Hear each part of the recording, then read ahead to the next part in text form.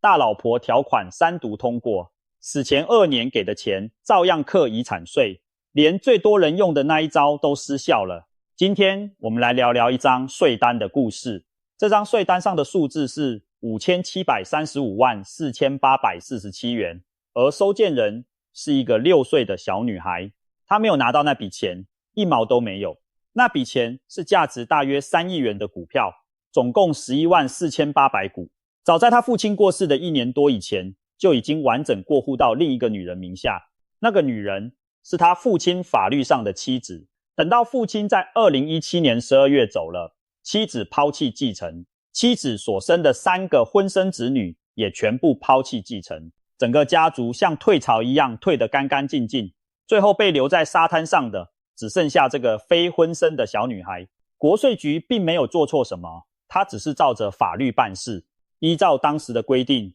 那笔股票必须算回父亲的遗产总额，于是核定遗产总额3亿4612万元，遗产净额3亿2435万元，然后开出那张5735万元的税单。收件人栏位填上唯一没有抛弃继承的人，也就是那个6岁的孩子，他实际继承到的财产远远不足以缴清这笔税。这个故事在台湾有一个很戏剧化的名字，叫做大老婆的复仇。而在2026年8月21日，立法院三读通过遗产及赠与税法部分条文修正案，媒体给了它一个同样戏剧化的名字，叫做大老婆条款。从这一天开始，这出戏不能再这样演了。我们先回到最根本的问题，财产明明已经送出去了，为什么还会被算成遗产？这就是台湾税法里一个很多人听都没听过，但几乎每个家庭都可能踩到的概念，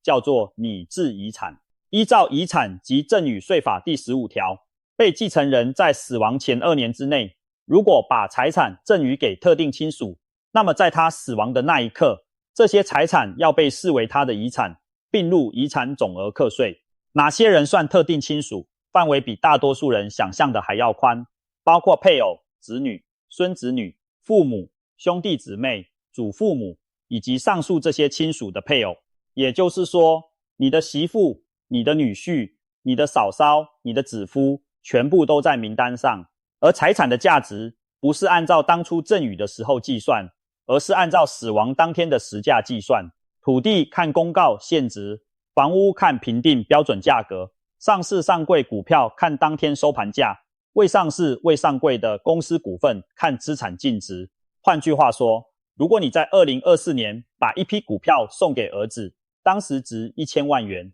结果2026年你走了，而那批股票已经涨到3000万元，国税局要并回遗产总额的是3000万元，不是1000万元。为什么要有这么一条规定？其实道理不难懂。想象一个人知道自己时日无多，于是在最后几个月把名下几千万元的股票、房子、现金全部赶在断气之前送出去。如果法律不管，那么遗产税这个税目基本上就形同虚设，只要跑得够快，人人都可以零税。所以立法者画了一条线，这条线是2年跨过去的，法律当作没看见；没跨过去的全部算回来。这里就出现了台湾最普遍也最容易被误解的一个节税动作。依照遗产及赠与税法，配偶相互赠与的财产不计入赠与总额，也就是说，先生要把1亿元转给太太，赠与税是0元，完全免税，而且没有金额上限。这件事听起来太美好了，于是很多家庭在长辈身体出状况的时候，第一个念头就是赶快过户给另一半。问题是，免赠与税不等于免遗产税。夫妻之间送的时候确实不用缴1毛赠与税，但只要赠与之后2年内死亡，这笔财产照样要被抓回来课遗产税。很多人以为自己完成了一次漂亮的资产转移，实际上只是把税单延后了几个月，然后交给下一代去面对。而真正让这件事变成社会事件的是接下来那一招。在旧制底下，遗产税的纳税义务人是谁？答案是有遗嘱执行人的时候为遗嘱执行人，没有的时候为继承人及受遗赠人，两者都没有的时候为遗产管理人。请注意，这份名单里面完全没有提到受赠人，也就是说，钱是谁拿走的，跟税是谁要缴的，在法律上是两件互不相干的事。拟制遗产被并回遗产总额，把整个案件的税率往上推，把应纳税额往上垫，但最后拿到税单的是继承人。那么如果拿到钱的那个人同时也是继承人，会怎么样？他只要做一个动作就好，抛弃继承。抛弃继承在一般人的认知里是用来躲债的，长辈留下一屁股负债，子女不想扛，就在知悉继承之日起3个月内向法院声明抛弃。但在这个案子里，抛弃继承被拿来做另一件事，他已经先把3亿元的股票收进口袋了，那笔钱在法律上是赠与，不是遗产。抛弃继承根本影响不到他，他抛弃掉的只是那些还留在被继承人名下的东西，而那些东西的价值远远小于税额。于是税单顺着继承顺位往下滑，划过所有抛弃的人，最后停在那个没有能力也没有理由抛弃的6岁孩子身上。这一招有多常见？根据财政部的性别统计年报，光是前一年台湾的遗产抛弃继承案件就大约有91000件。当然绝大多数是为了躲债，而不是为了躲税，但一个制度上的缝隙只要存在，就一定会有人走进去。2024年10月28日，宪法法庭作出宪判字第11号判决。这份判决在税法圈引起相当大的震动，因为它碰到了一个在国内外都很罕见的概念，叫做绞杀税。什么叫绞杀税？就是一笔税的金额已经超过纳税义务人因为这件事所得到的全部利益。课税本来是从果实里切一块下来，绞杀税则是连数一起砍掉。当一个孩子继承到的财产远低于税额，而税单开出5735万元，这已经不是课税，而是剥夺。宪法法庭指出了2个违宪的地方。第一，遗赠税法第15条第1项第1款，对于拟制遗产的受赠人是被继承人配偶的时候，这位配偶跟其他继承人之间应该怎么分担遗产税，欠缺明确的规范。结果就是配偶以外的其他继承人必须拿自己继承到的遗产去替配偶因为受赠而得到的财产争议缴税。在这个范围内不符合宪法第7条保障平等权的意旨，而当继承人的继承权经济价值因此严重减损时，还侵害了宪法第15条所保障的财产权。第二，被继承人的配偶就他在死亡前2年内受赠的财产，欠缺相当于遗赠税法第17条之1所规定的剩余财产差额分配请求权自遗产总额扣除的规定。这一点同样不符合平等权的意旨。第二点稍微抽象，我们待会会用具体数字把它拆开。总之，宪法法庭要求立法机关在判决公告之日起2年内完成修法，同时撤销了原本的行政法院判决，全案发回重审，时间开始倒数。接下来的节奏其实相当紧凑。2025年7月28日，财政部先发布了一份过渡性的稽征作业处理原则，处理修法完成之前那些悬在半空中的案件。2026年1月22日，财政部预告修正草案。2026年7月30日，行政院会拍板通过。2026年8月17日，立法院财政委员会完成初审，朝野共识度高到不需要交付党团协商。2026年8月21日，立法院院会无异议3读通过。从宪法法庭判决到3读，总共花了1年10个月，距离2年的期限只剩下不到3个月。那么新法到底改了什么？最核心的一句话可以浓缩成6个字：谁拿到谁缴税。修正后的第6条明定，拟制遗产的遗产税要按照受赠财产占遗产总额的比例计算，并且以各个受赠人作为纳税义务人各自缴纳，而且以受赠财产为限负担纳税义务。同时，遗嘱执行人不再是纳税义务人，改为代为申报缴税及申请复查。遗产税的纳税义务人回归为继承人及受遗赠人，没有继承人的时候为遗产管理人，并且以被继承人的遗产为现负缴纳义务。财政部赋税署长娄美忠在行政院会后说明时讲得很清楚，未来国税局会发出2张税单，一张是拟制遗产的税单，收件人是受赠人；另一张是其他遗产的税单，收件人是继承人、受遗赠人或遗产管理人。两张税单的纳税义务人不同，应纳税额也分开计算。计算方式并不复杂，先算出拟制遗产占遗产总额的比例，再乘以全案的遗产税额，这就是受赠人要缴的金额。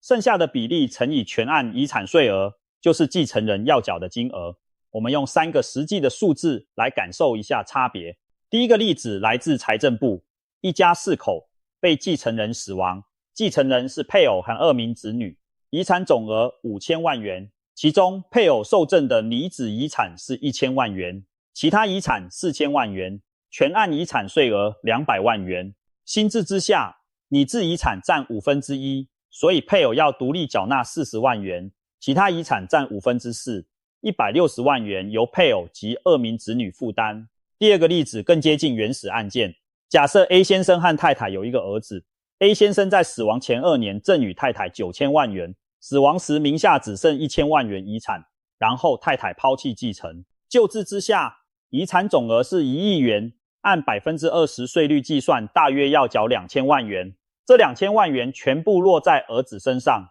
而儿子实际只拿到1000万元，等于卖掉全部遗产也不够缴。新制之下，太太要为那9000万元负担大约1800万元，儿子只需要缴200万元。第3个例子，一位富商爸爸留下2000万元遗产给独生子，但在死亡前1年赠与现任妻子1000万元的房产。若全案核定遗产税额为300万元，旧制之下，独生子可能要拿继承到的遗产去缴这300万元。新制之下，妻子拿走了1/3，就必须独立缴纳100万元，儿子只负担200万元。你发现了吗？税的总额几乎没有变，变的是税单上的名字。这次修法并没有调高遗产税税率，也没有改变死亡前2年赠与要并入遗产总额的基本架构，它改的是税负归属，是谁该站出来承担。接下来是第2支箭，而这一支箭的方向跟大多数人的直觉完全相反，它不是加税，而是减税。我们先花1分钟理解什么是配偶剩余财产差额分配请求权。依照民法第1030条之一，夫妻如果没有特别约定财产制，那么在法定财产制关系消灭的时候，包括离婚，也包括其中一方死亡，双方婚后财产扣除债务之后，如果有剩余，剩余较少的一方可以向另一方请求差额的1半。这条规定的立法目的是要合理评价婚姻关系当中那些看不见的贡献，特别是传统家庭里负责家事劳动、子女照顾、对家庭整体付出的那一方。而遗赠税法第17条之一接着规定，被继承人的配偶主张这个请求权的时候，纳税义务人可以向稽征机关申报，从遗产总额中扣除。这是台湾遗产税里面金额最大也最合法的一个扣除项目，动辄上千万元。问题出在哪里？旧制之下，死亡前2年赠与配偶的那笔财产，一方面被算回被继承人的遗产总额课税，另一方面却被当成配偶自己已经拥有的财产。1+1减，配偶的剩余财产变多了，被继承人的剩余财产变少了，两者的差额被压缩，可以扣除的金额因此大幅下降。同一笔钱，在课税的时候算你的，在扣除的时候算他的，两头都对纳税人不利，这就是宪法法庭认为违反平等权的第2个点。修正后的第17条之一明定，计算配偶剩余财产差额分配请求权扣除数额的时候，被继承人死亡前2年内赠与配偶的财产视为被继承人的现存财产。国税局提供的试算可以让这件事变得非常具体。假设贾先生在2025年3月1日死亡，继承人是配偶乙女士和儿子丙。贾先生生前在同年1月1日把一笔婚后投资获利的1000万元现金赠与给乙女士。贾先生死亡的时候，名下还有婚后存款及投资合计2900万元。乙女士自己清点的婚后财产是200万元，不含那1000万元。国税局核定贾先生的遗产总额为3900万元。在新的算法之下，被继承人的剩余财产是婚后财产2900万元，加上视为现存财产的1000万元，等于3900万元。生存配偶的剩余财产是200万元，两者相减再除以2，扣除额是1850万元，1850万元，这是一个很有分量的数字。专业机构试算过，光是这一项调整，实务上就可能省下数百万元的税金，整体遗产税负大约可以下降 10% 到 20%。这也是为什么有人说大老婆条款这个名字其实有点误导，因为新法一手拿走了抛弃继承的空间，另一手却实实在在提高了生存配偶的权益。不过新法也同时堵住了另一个洞，条文明定纳税义务人必须实际给付依民法第1030条之一规定计算的请求权金额财产给被继承人的配偶，而且配偶受赠的那笔财产不可以拿来充当纳税义务人履行这项给付义务的财产。这句话翻成白话就是，扣除额不是报一报就算了，继承人必须真的把钱交到生存配偶手上，而且不能拿他2年前已经收到的那笔赠与来充数。实务上，继承人要在国税局核发遗产税缴清证明书或免税证明书之日起1年内完成给付，如果没有做到，稽征机关可以在之后5年内追缴遗产税并加计利息。现在讲到这次修法里面最让资产规划圈紧张的一条，回溯适用。修正条文设有过渡规定，自宪法法庭判决公告日，也就是2024年10月28日起，到修正条文施行前一日为止，这段期间内发生的死亡案件都适用新制。财政部政务次长陈永胜说得很直白，这项设计就是为了避免民众规避新制而拟定的防堵机制。换句话说，过去这将近2年里面，有没有人看到那则新闻，心里浮现了同样的念头，想要如法炮制？如果有，现在已经来不及了。法律很少往回走，但这一次它往回走了将近2年。这里要特别提醒一件很容易被误读的事，抛弃继承这个制度本身并没有被废掉，它依然存在，也依然有用。如果长辈留下的是负债，子女在知悉的继承之时起3个月内向法院声明抛弃，仍然可以完整的把自己隔离在债务之外，这一点没有任何改变。改变的是，抛弃继承从今以后只能处理继承的问题，不能再处理赠与的问题。你在被继承人生前2年内收到的东西，是你自己的财产争议，那份争议所对应的税会跟着你，不会因为你在法院签下一张声明就消失。对于家族企业更要特别留意，很多股权接班的规划是透过生前赠与一步一步移转经营权或所有权。修法之后，只要股权是在死亡前2年内移转给配偶或下一代，即使后续安排了抛弃继承，相关的受赠人仍然可能成为应负担遗产税的纳税义务人。除了这2支主要的箭，这次修法还有4个比较少被讨论，但对一般家庭其实影响更直接的调整。第一，第30条删除了应纳税额必须在30万元以上才能申请分期缴纳的门槛。过去金额不到30万元的人，就算真的拿不出现金，也只能想办法去借。现在不论金额大小都可以申请，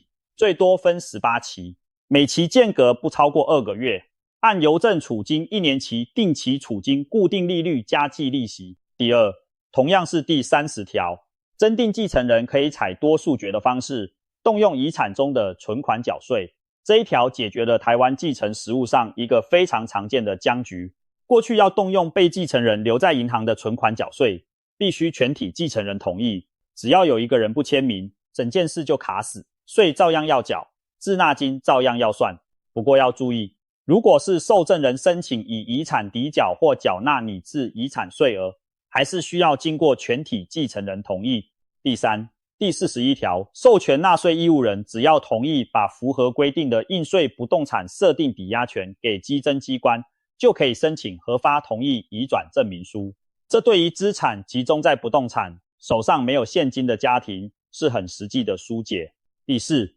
第51条，删除原本的滞纳金加征方式，以及逾期未缴移送强制执行的规定，回归依税捐基征法办理。另外，第23条增订，被继承人死亡之后，经法院判决确认为其所有的财产，纳税义务人应该自判决确定或文书做成之次日起算6个月内补申报遗产税。讲到这里，可能有人会想，这些都是有钱人的事，跟我有什么关系？我们来看一组数字。根据财政部统计，2025年台湾死亡人数20万268人，遗产税申报件数18万4122件，已核定18万3356件，其中核定征税的只有1万1765件，核定免税的高达17万件以上，占比超过 93%， 也就是说，超过90%的遗产税案件最后是免税的。原因很简单，2026年的遗产税免税额是1333万元，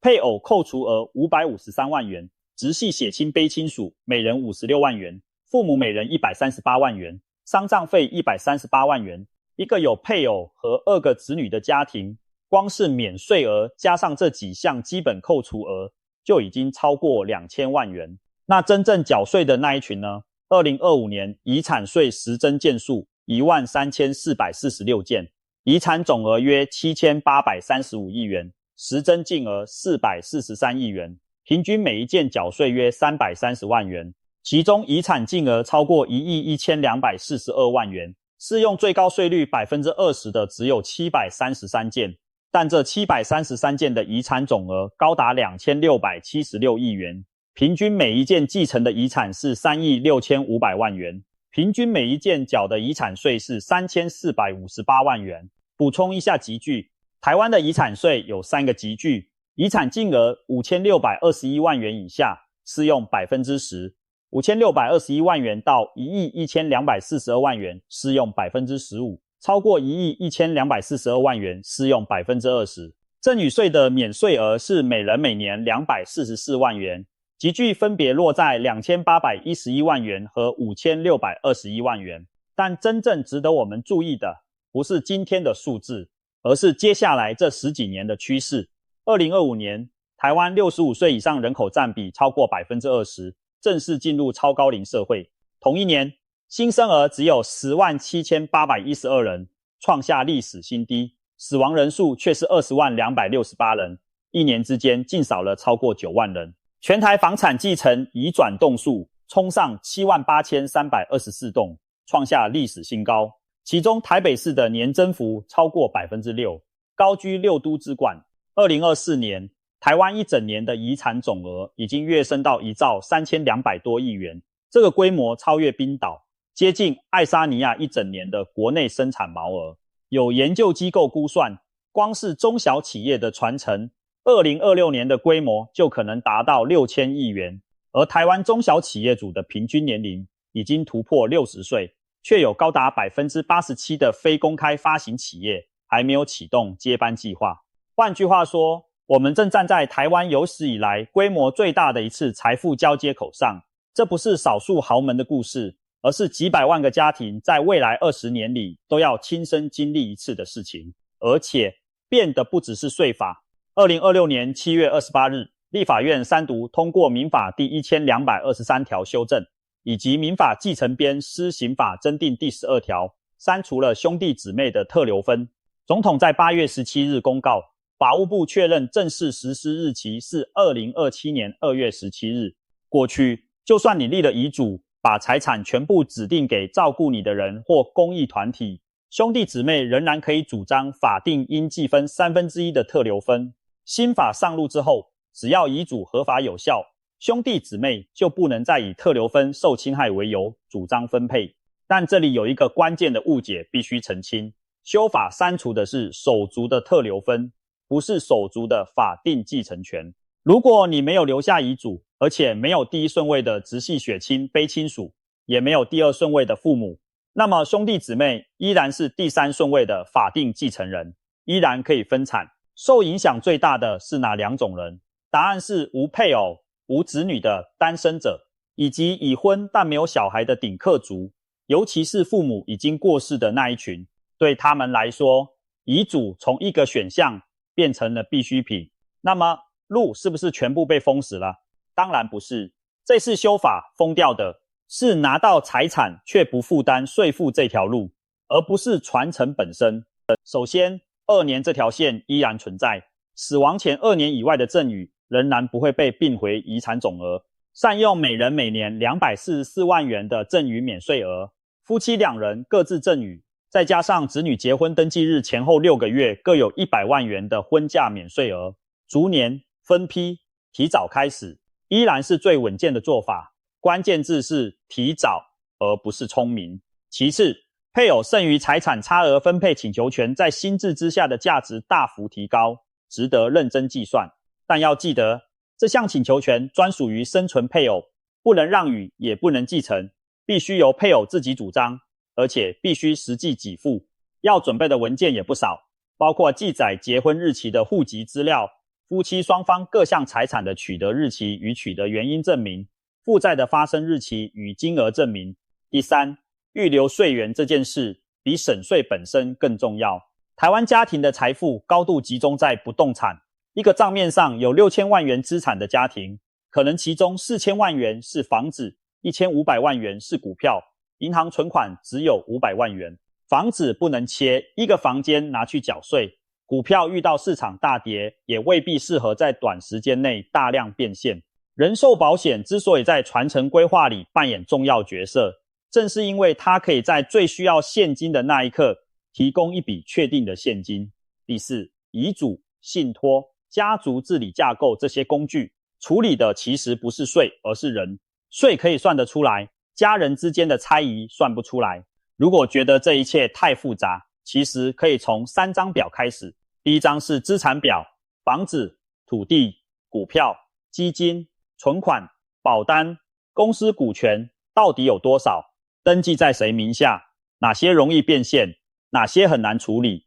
第二张是分配表，未来希望哪些财产给配偶，哪些给孩子，有没有已经在生前赠与出去的财产，不同家庭成员之间是不是公平。第三张也是最容易被忽略的一张，是现金流表。如果继承明天就发生，遗产税、贷款、生活费和其他必要支出，总共需要多少现金？这些钱要从哪里来？当这3张表摆在一起，很多原本看起来很复杂的问题，反而会变得清楚。我们最后回到那个6岁的小女孩，她的案子后来被宪法法庭撤销，原本的行政法院判决被宣告违宪，全案发回重审。她的名字我们不会知道，她现在应该已经是个中学生了。她大概也不会知道，自己在人生最早的那几年，无意间推动了台湾继承税制的一次结构性修正。这次修法有一句被反复引用的话，谁取得财产，谁就负担合理税负，